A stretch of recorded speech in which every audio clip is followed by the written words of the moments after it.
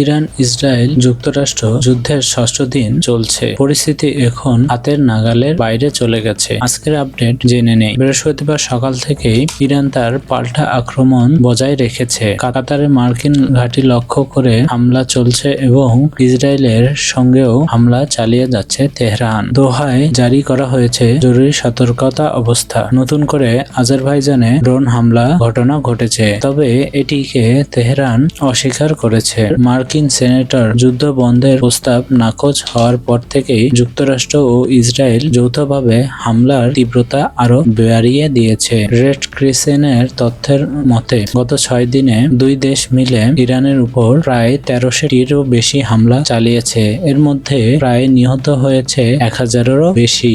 Internet block out রয়েছে 120 ঘন্টার হয়ে গেছে এ পর্যন্ত। বিচ্ছিন্ন রয়েছে পানি ও বিদ্যুৎ ব্যবস্থা। অন্যদিকে লেবাননেও বেড়েছে হামলার তীব্রতা। বাস্তুচ্যুত হয়েছে প্রায় 3 লক্ষ মানুষ। যুদ্ধ কি তবে আঞ্চলিক সংঘাতের দিকে? বিশ্বের এই যুদ্ধের সব আপডেট জানতে বিডি নিউজ 360 তে চোখ রাখুন।